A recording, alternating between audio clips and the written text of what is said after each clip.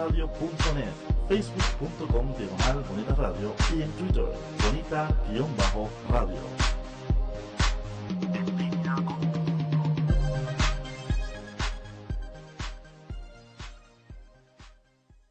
Las expresiones vertidas en el siguiente programa no representan necesariamente la opinión de Bonita Radio. Las opiniones son exclusivas de sus autores.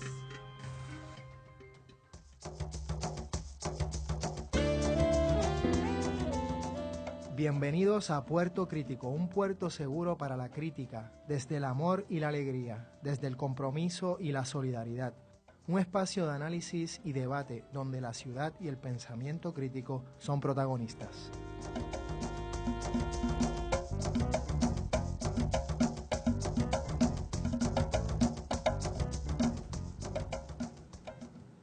Bienvenidas y bienvenidos a Puerto Crítico. Estamos en Red Global, en Bonita Radio, y en este programa en Red Translocal, ya que estamos aquí en San Juan de Puerto Rico con Juan Carlos Rivera Ramos y en Sydney, Australia, con Miguel Rodríguez Casellas. ¿Cómo estás, Miguel? Muy bien, un gran saludo a nuestra invitada y a nuestra audiencia. Nuestra invitada de hoy es profesora en el Departamento de Humanidades de la Facultad de Estudios Generales en la Universidad de Puerto Rico, en el recinto de Río Piedras. También forma parte de la facultad del programa de Mujer y Género y del comité coordinador de dicho programa. Además, es una importante gestora cultural y de diálogos que promueven la reflexión y el debate. Perteneció al grupo fundador de la ya conocida Sala Beckett, lugar de encuentros y creaciones artísticas como cine, teatro, poesía, performance, concierto, mesas redondas, entre otras actividades.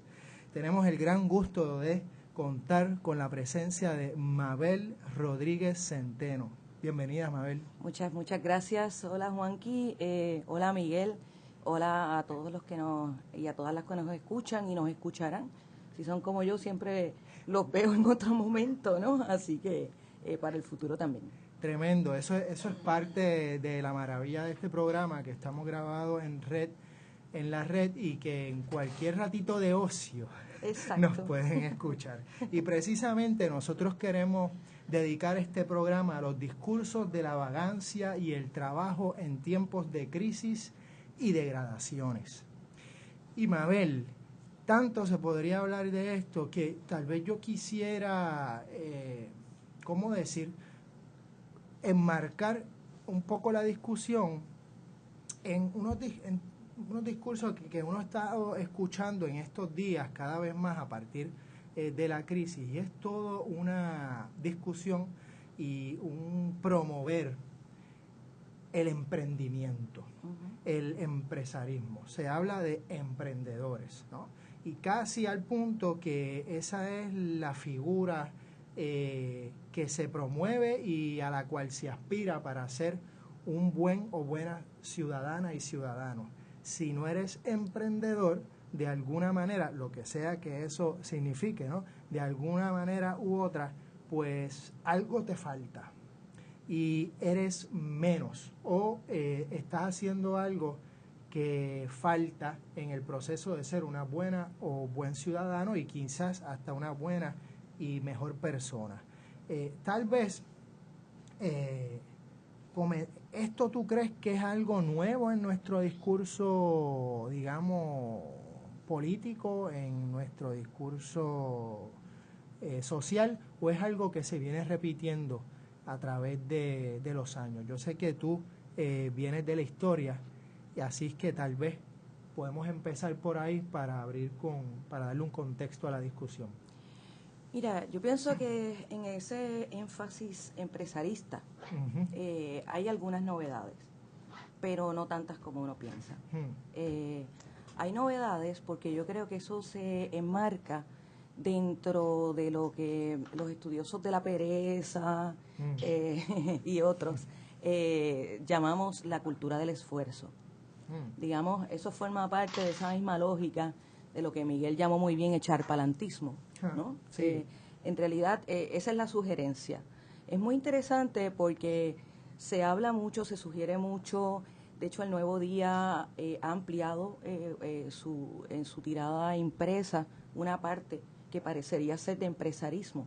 Es como una parte de negocios ampliada. A mí me llama mucho la atención porque hay veces que aparece el mismo sujeto en dos notas distintas. Es decir, la idea de que eso se multiplica, ¿verdad? Me imagino que es para gente que lee más rápido que yo y que no se da cuenta, ¿verdad? Que están realmente hablando de la misma persona. El empresarismo va de la mano también con el asunto de la gestión, ¿no? Y a mí la palabra gestión me gusta mucho más. Yo pienso que eso es lo que tenemos que hacer, gestionarnos la vida, gestionarnos una vida buena. Entonces ya ahí tú ves que hay como una especie de distancia del asunto de este empresarismo capitalista, productivista, etcétera, etcétera. Entonces, por otra parte, hay una doble lectura de eso cuando uno ve, por ejemplo, las propagandas de los distintos echar para adelante, que yo pienso que ahora incluso el gobierno está replicando aquello que una vez empezó el Banco Popular, las imágenes de lo que se te presenta como posibilidad son los empleos más tradicionales.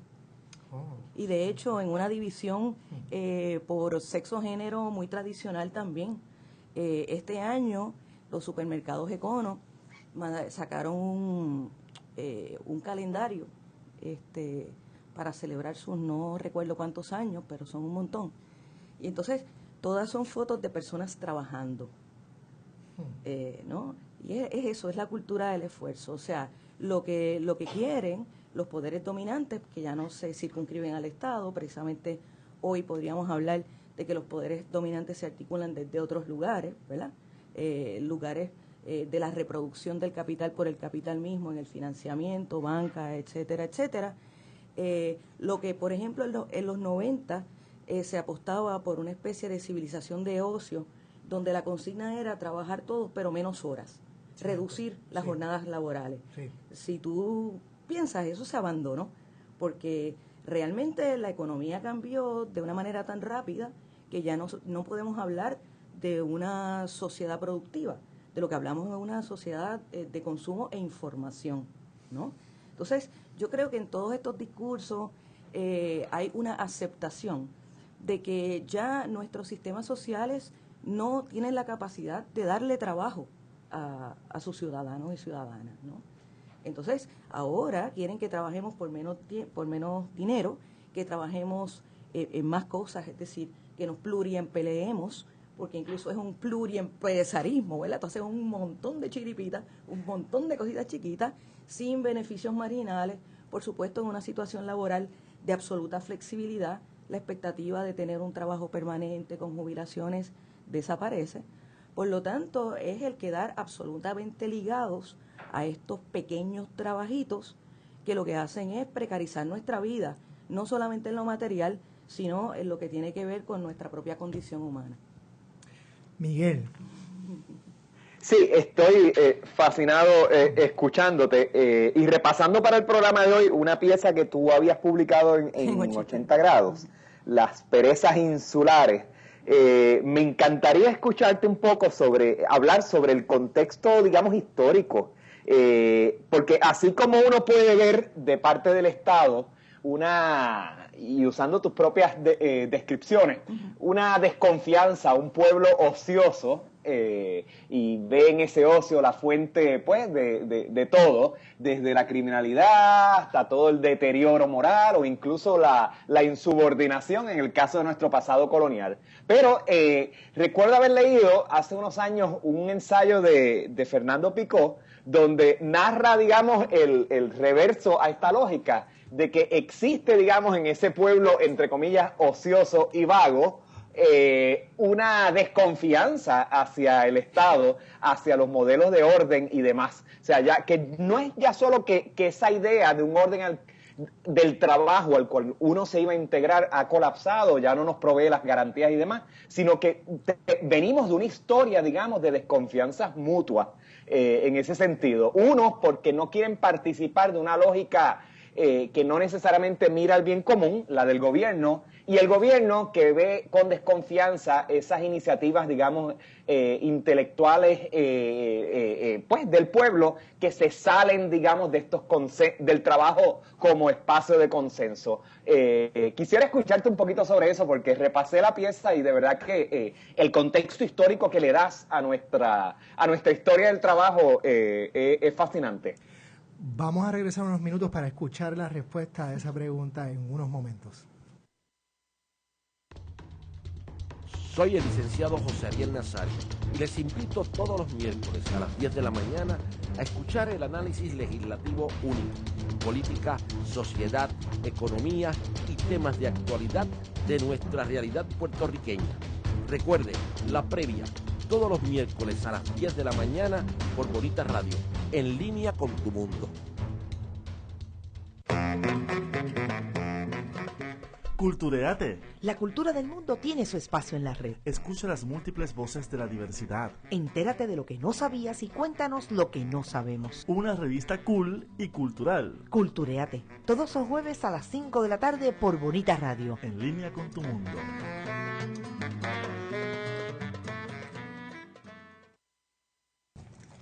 Y regresamos a Puerto Crítico con Mabel Rodríguez Centeno, hablando sobre la vagancia, los discursos de la vagancia en tiempos de crisis y degradaciones.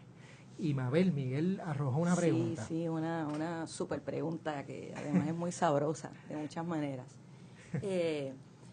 Mira, Miguel, yo sé que no forma parte de lo que nos narran en la historia de Puerto Rico, ¿verdad? De las narrativas oficialistas, etcétera. Pero definitivamente tenemos muchísima, ya incluso una bibliografía más o menos encaminada sobre ese puertorriqueño y puertorriqueña como un sujeto irrespetuoso. Esa es la palabra que le gusta usar a Fernando. Sí. De hecho, hago un pequeño anuncio. Fernando acaba de lanzar precisamente un libro sobre los irrespetuosos en Santurce, en el que le dice adiós al condado y a Miramar, porque ya se han dicho muchas cosas, así que se concentra, ¿verdad?, en los irrespetuosos santurcinos.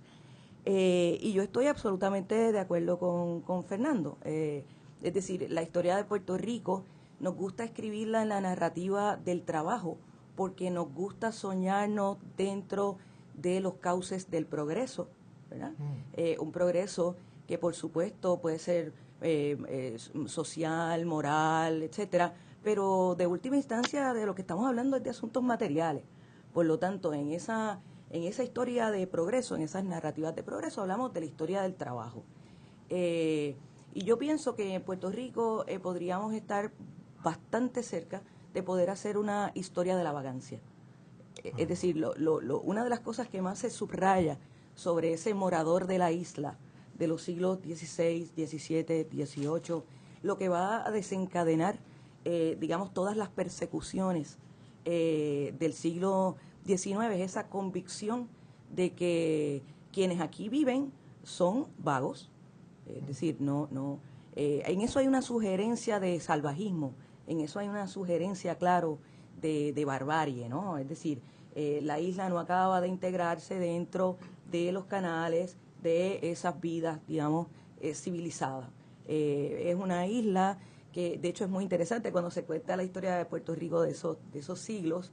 A mí me fascina, ¿no? Se cuenta desde el llanto, es decir, desde esas empresas económicas que se intentaron echar para adelante, ¿no? desde el siglo XVI con los intentos azucareros que no acababan de despegar, jengibre, etcétera, etcétera, etcétera. Entonces es una concatenación de eventos económicos que todos dan al traste y al fracaso, ¿no? De hecho, de donde yo originalmente saco la preocupación por estudiar la vagancia es de una frase que incluye Íñigo Abad y la Sierra en su historia. Yo realmente estaba siguiéndole la pista a la cultura material puertorriqueña del siglo XVIII y estaba pendiente del café, porque yo durante muchísimos años, ¿verdad?, hice trabajos en torno al cafetal. Y entonces en un momento dado Íñigo dice que lo que mejor va es el café porque es el que mejor se ajusta a la vagancia que había en la isla, ¿no?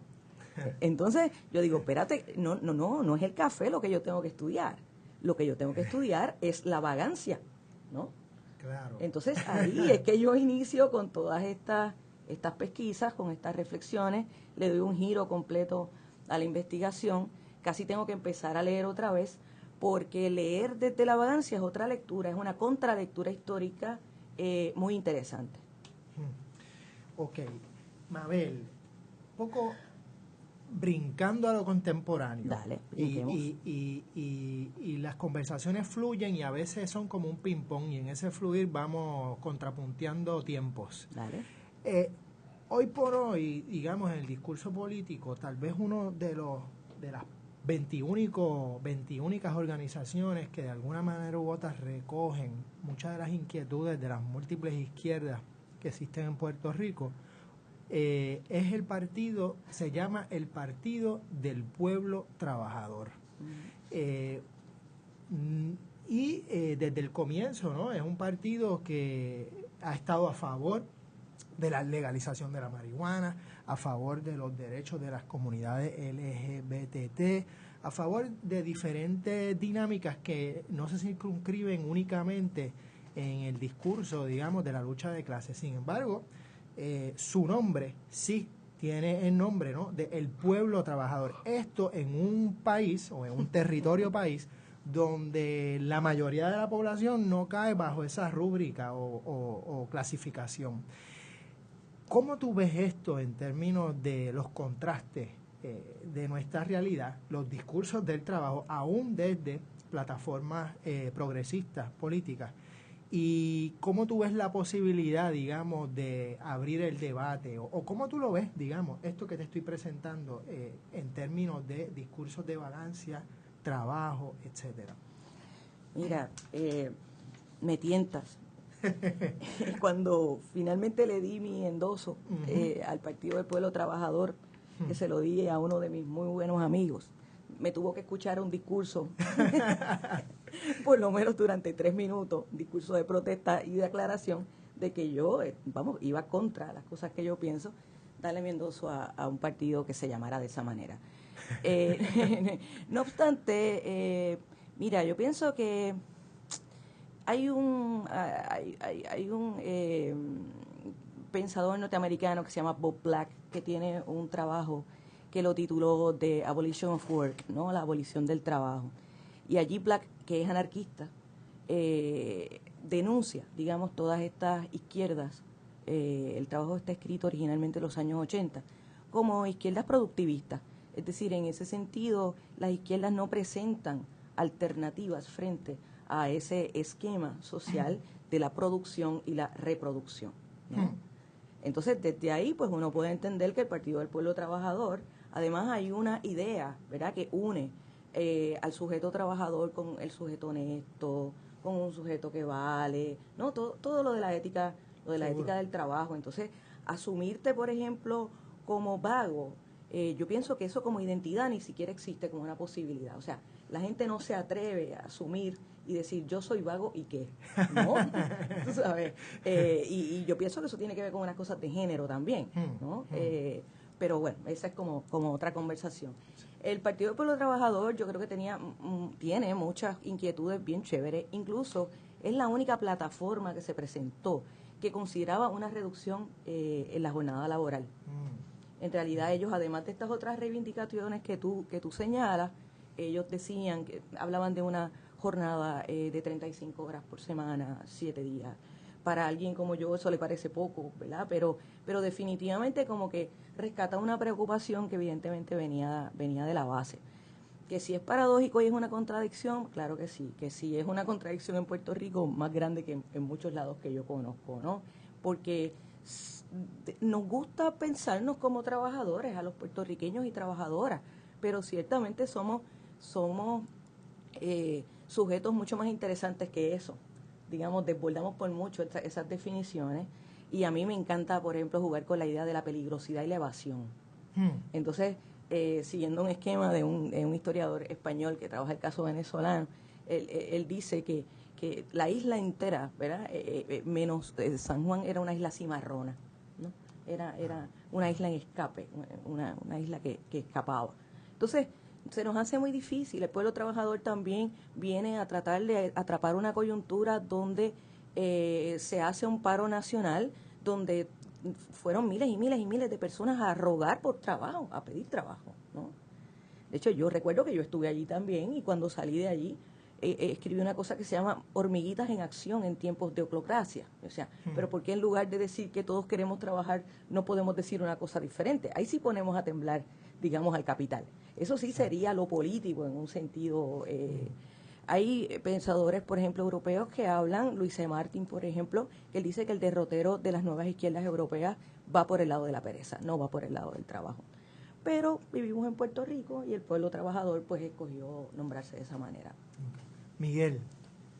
Sí, estoy pensando en cuáles serían los modelos a mirar de ese paraíso post-trabajo, entre comillas, que estaríamos visualizando o escarbando aquí. Y claro, me pongo a pensar un poco que cuando surgen las grandes teorías económicas en la segunda mitad del siglo XIX, un poco para tratar de organizar el reguero de la revolución industrial, parecería que ya desde entonces la idea en la mente de muchos pensadores era que la tecnología, en este caso pues la máquina, iban a resolver nuestras necesidades básicas y menos básicas, y que iba a sobrarnos tiempo. Y muchas de estas teorías económicas parecería que estaban buscando administrar ese nuevo tiempo de ocio o pensar esa nueva sociedad del ocio. Entonces, si nos movemos fast forward al presente, encontramos que en efecto tenemos un capital ahora, o un capitalismo enraizado, que genera ganancias, que opera dentro de unas lógicas donde el trabajo y el trabajador parece que no hace falta. O sea, y ahí estamos desde pues las tecnologías de la información, o los capitales líquidos, o los capitalismos rentistas y demás, que generan capitales en piloto automático, sin que necesariamente el trabajo o el trabajador esté en la ecuación.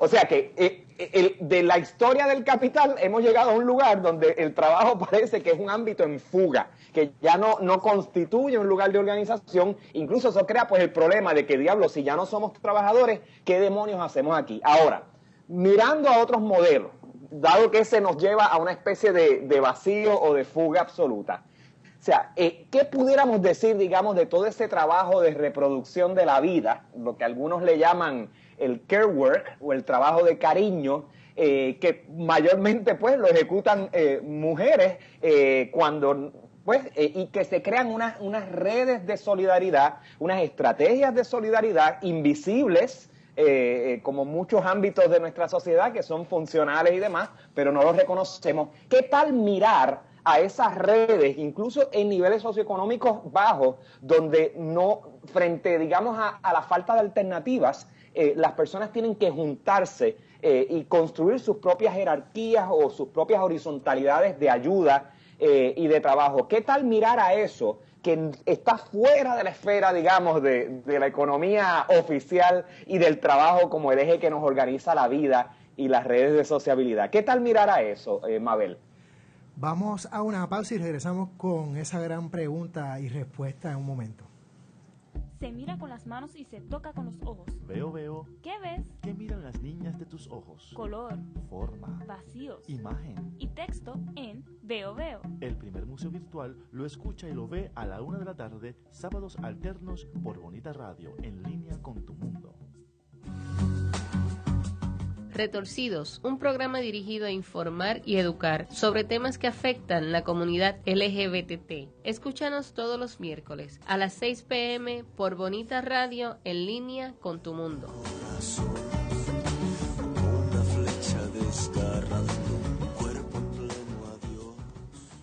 Y regresamos a Puerto Crítico con Mabel Rodríguez Centeno. Mabel. Pues otra pregunta súper interesante de Miguel, ¿no? Mira, en términos de otros modelos o otras cosas que se pudieran de alguna manera mirar para rearmarnos, para rehacernos desde cero, como invitaba Benjamín Torregotay el domingo en su columna del Nuevo Día, ¿no? Que ante la crisis teníamos que inventarnos todo otra vez. Y yo pienso que que lo decía para el gobierno, pero yo creo que como sujetos también debemos inventarnos todo otra vez, ¿no? Así que en esa empresa de volvernos a pensar, esto que tú nos propones, Miguel, como que mirar otras alternativas, pues está chévere. Por ejemplo, en Suiza es donde yo he visto que se ha adelantado más. Los suizos están tratando de buscar una salida al interior de la democracia, es decir, sin provocar unos cambios políticos abruptos, y ellos están hablando de una renta universal ciudadana, donde cada ciudadano, lo que no he leído cuál es, ¿verdad? Cómo lo van a instrumentalizar, ¿verdad? No he leído el proyecto completo, recibe una renta, creo que es de 1.200 euros todo el mundo. Por existir. Uh-huh. Entonces ya luego, si tú quieres trabajar, ¿verdad? Porque, bueno, pues hay unas cosas que se tienen que seguir haciendo.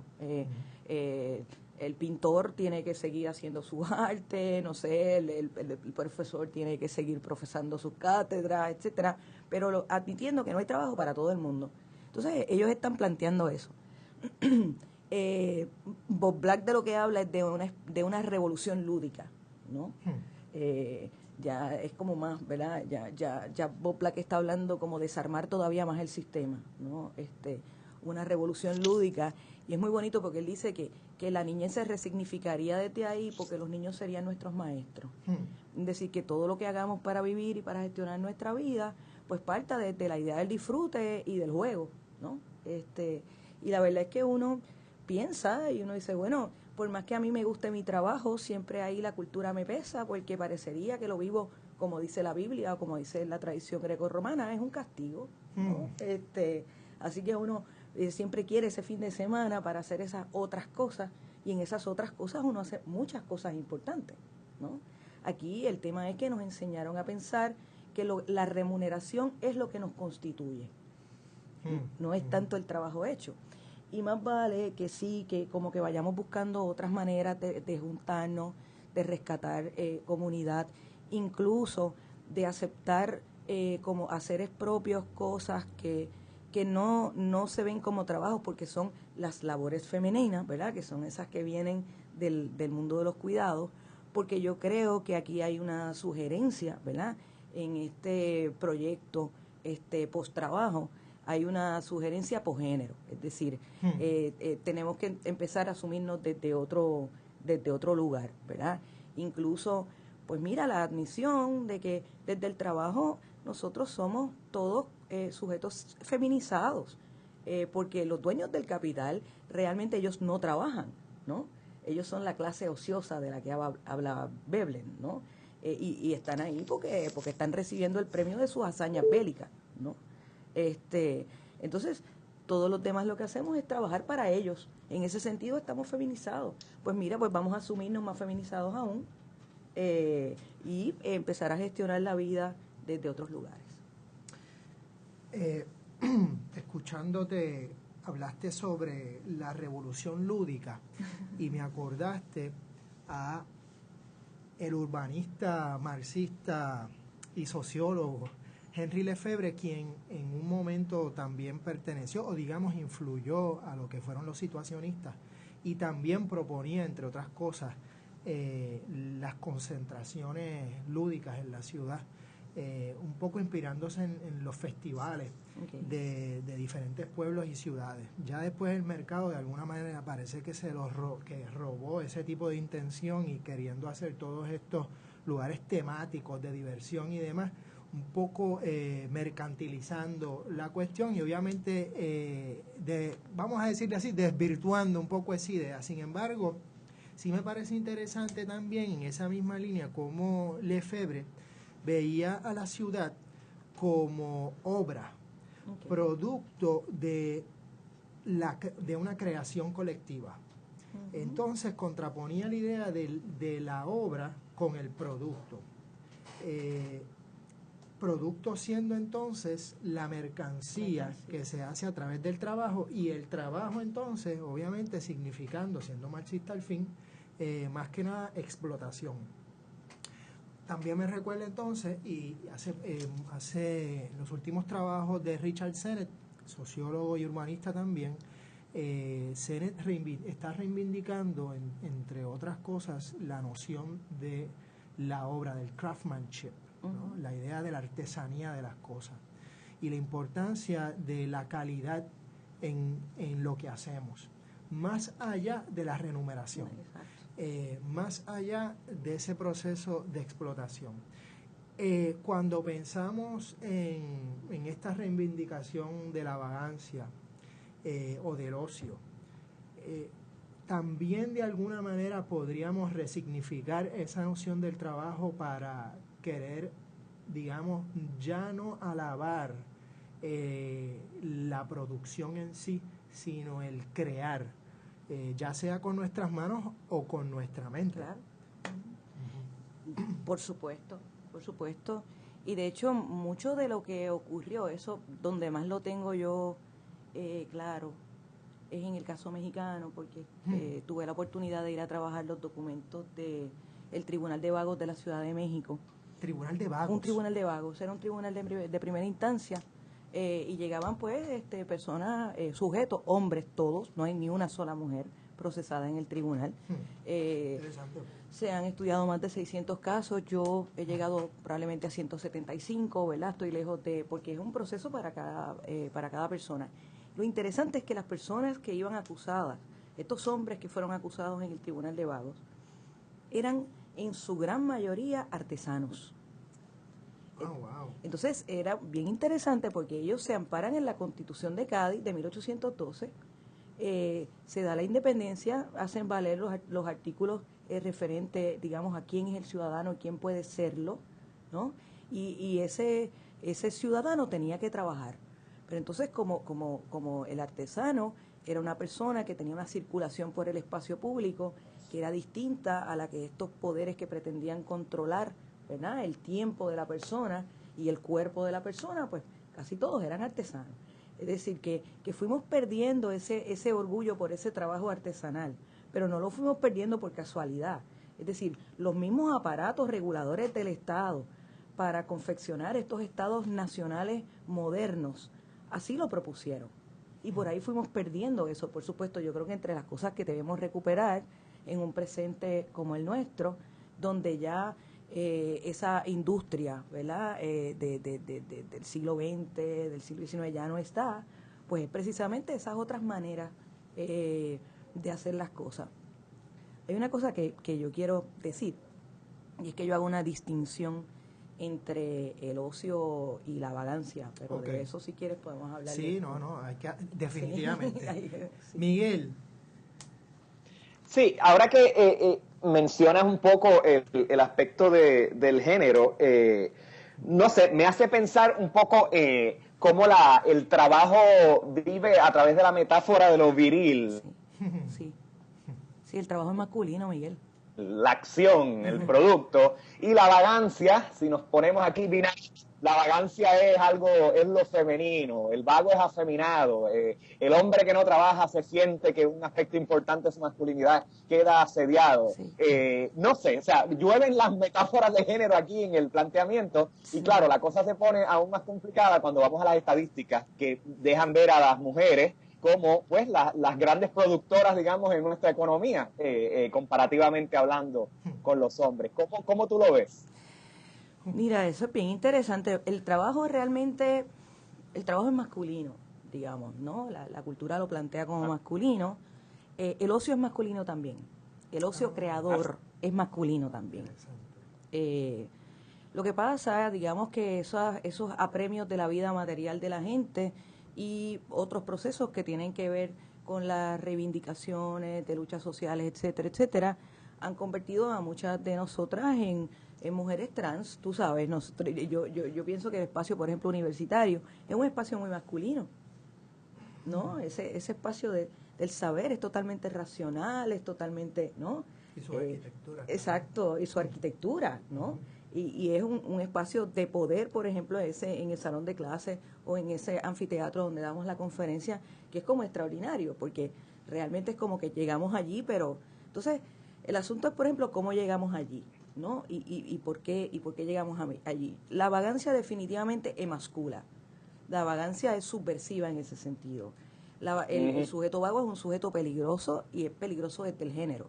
No es casualidad, por ejemplo, que las leyes, por ejemplo, la ley de vagos y maleantes española, era el instrumento que se utilizaba para perseguir las poblaciones homosexuales o las poblaciones gay, ¿no? En realidad, todo ese paquete de sujetos peligrosos, que es muy amplio, anuncia, ¿verdad?, todas esas diversidades de género, etcétera, etcétera, pero definitivamente se distancia de lo masculino, que son pues los poderes dominantes, ¿verdad?, en cada momento histórico. Esto es complicadísimo. Yo hice un curso hace un año más o menos que lo titulé Género y Vagancia, para leer y para tratar de explorar, ¿verdad?, para perseguir las dos variables, y casi que terminamos concluyendo que la vagancia es queer, ¿no? Entonces explorábamos el asunto ¿verdad?, de la masculinidad del trabajo. Originalmente el consumo es femenino, es la mujer la que gasta. Si tú ves, por ejemplo, el manual de la perfecta casada de Fray Luis de León, las recomendaciones que se le dan a esa señora casada es que sea cuidadosa en el gasto, es decir, que ella es quien consume. Es decir, él produce, ella consume. Hoy día el consumo, como es lo que sostiene la economía, ¿verdad?, yo digo que sea metrosexualizado, por lo tanto todos consumimos, pero la vagancia sigue siendo ese sitio abyecto, ese sitio sobre el cual depositamos el odio, del cual nos distanciamos, lo que nadie quiere ser. Por eso es que digo que es queer. Regresamos en unos minutos a este fascinante diálogo con Mabel Rodríguez Centenos. De Letras, todos los jueves. A las 6 de la tarde usted tiene una cita con el mundo de la literatura. Por aquí, por Bonita Radio. Con Dinora Marzán y Emilio del Carril.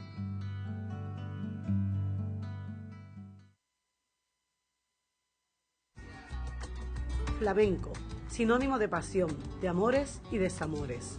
El cante hondo se manifiesta durante esta temporada de Musicalista, cuando las entrevistas a los precursores de la música indie la hacen esos intérpretes del flamenco en Puerto Rico. No importa en qué parte del mundo te encuentres, los miércoles son de Musicaliza, de 7 a 8 de la noche por Bonita Radio, con la periodista Julia Alemán, de la mano de Fusión Honda. Y regresamos a Puerto Crítico con Mabel Rodríguez Centeno, hablando sobre los discursos de la vagancia y el trabajo en tiempos de degradaciones y crisis. Y Mabel, estábamos hablando de las relaciones entre género y los discursos de la vagancia, y también se me ocurre que hay, además del género, hay una relación de clase.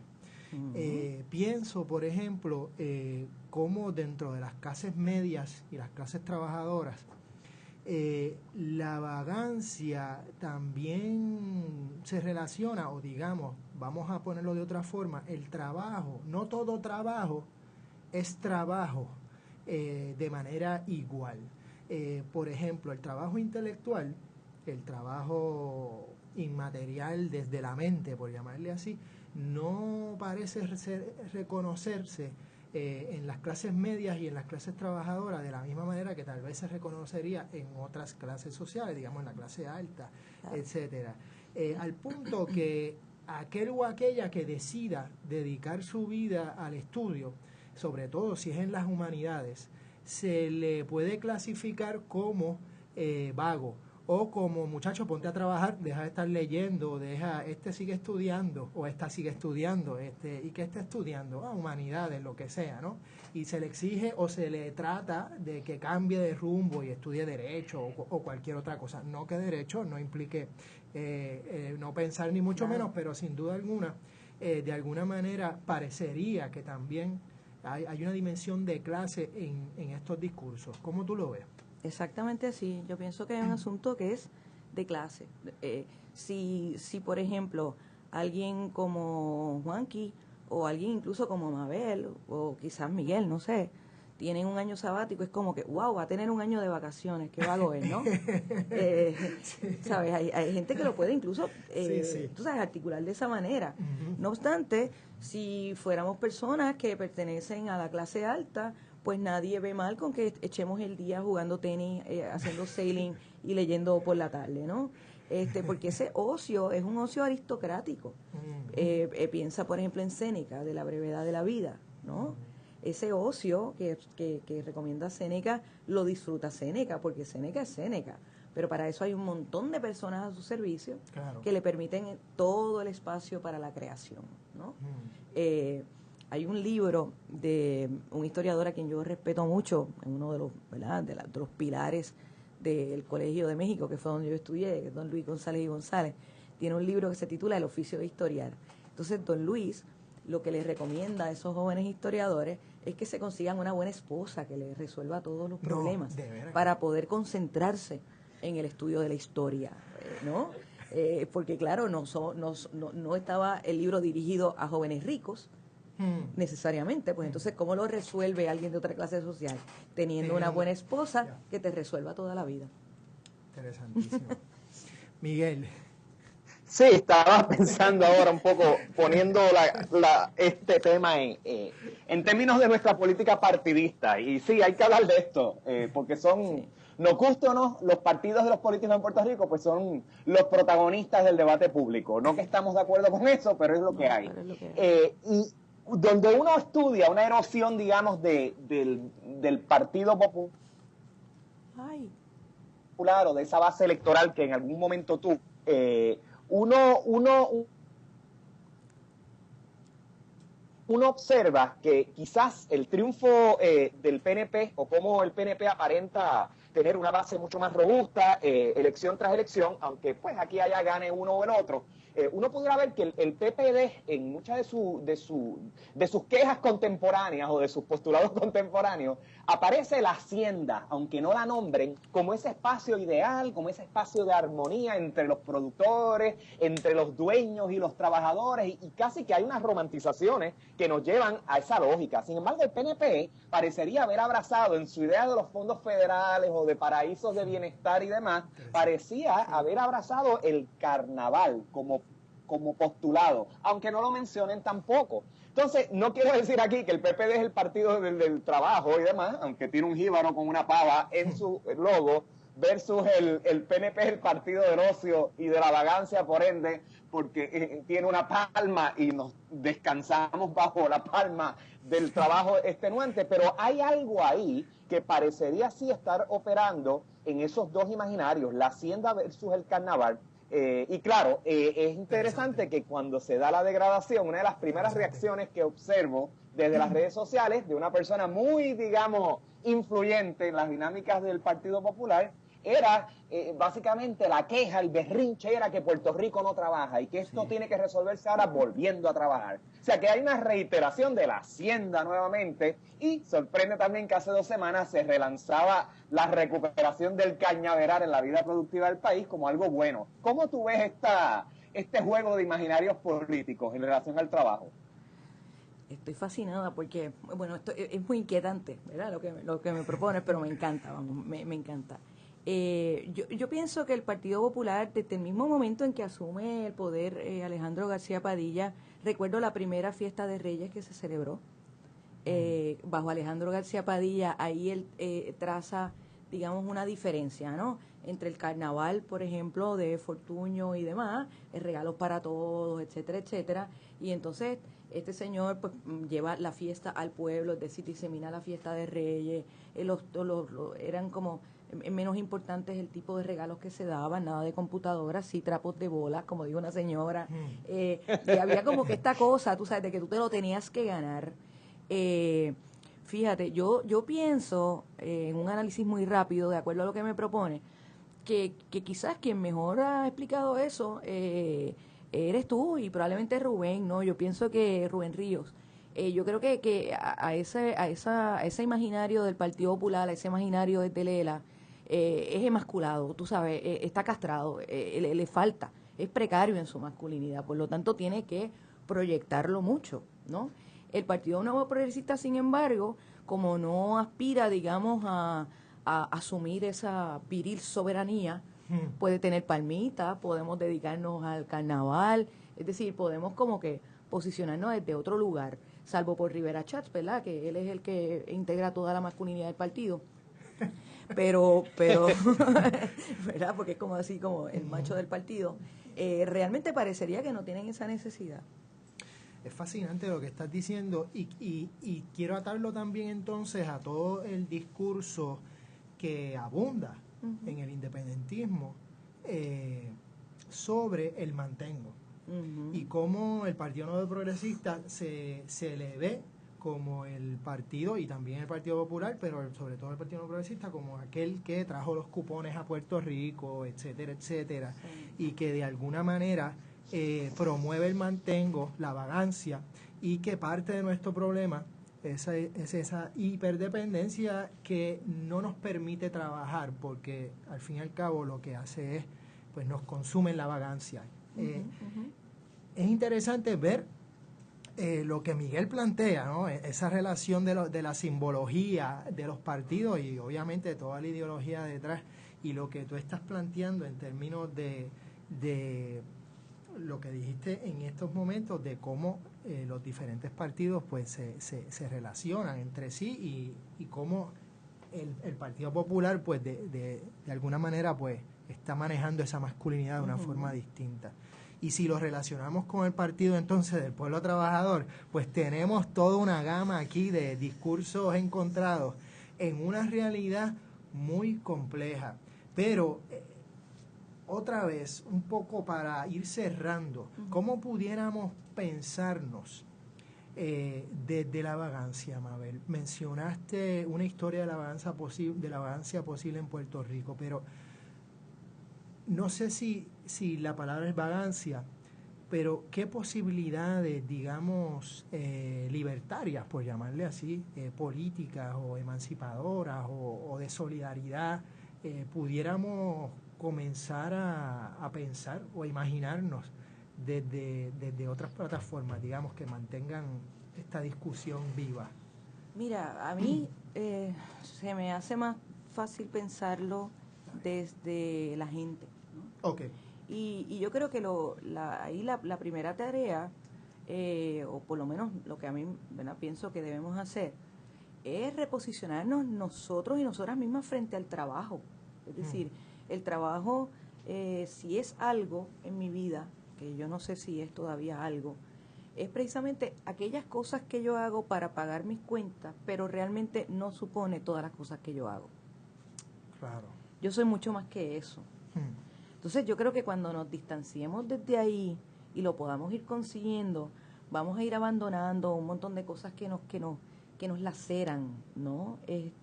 Y por lo menos entendiendo lo que nos pasa, nos vamos a ir colocando en otro lugar. Un amigo me comentaba, mi compañera tiene un problema con su maternidad. Y yo, ¿pero por qué? Me dice, pues porque ahora tiene un trabajo que trabaja muchísimo y se siente culpable. Digo, pero el problema no es la maternidad, el problema es el trabajo. Correcto. Entonces, mírenlo desde ahí y se van a sentir mejor. Lo que pasa es que estamos cruzados por la clase. Necesitamos trabajar, ¿no? O necesitamos hacer esa cosa que nos dé de comer. O gente que sufre muchísimo porque ha perdido el empleo. Mira, de verdad, eres el empleo. Todavía te puedes gestionar una vida. Pues entonces, pues vamos a trabajar desde ahí, ¿no? Hacerlo de otra forma. Y definitivamente habría que trabajarlo a nivel político, pero el partido político no nos sirve para estos fines. El partido político es patriarcal, en ese sentido es masculinista, jamás va a renunciar a los discursos productivistas y nunca va a abandonar el discurso del trabajo. Y no es posible que tengamos que estar trabajando y luchando para ganarnos la vida. La vida. Vivimos y hay que exigir vivir y vivir bien. Para eso, tal vez no hay que seguir repitiendo que no tenemos una ética del trabajo, sino tal vez ir desarrollando una ética que valora la vida en su reproducción y en su creación. Desde, vamos a llamarle así, desde el ocio o la vagancia, si vamos a tener una perspectiva entonces de resistencia a esos discursos que de alguna manera u otra nos siguen encajonando de una forma que al fin y al cabo redunda en explotación y en el beneficio de otros. Muchas gracias, Mabel Rodríguez, gracias a ustedes. por estar con nosotros. Gracias a Natalia Suárez por ser nuestra técnico de hoy, como siempre. Y muchas gracias a Miguel allá desde Australia. Un abrazo fuerte, Miguel. Chao, Miguel. Abrazo a todos. Nos vemos la semana que viene en Puerto Crítico.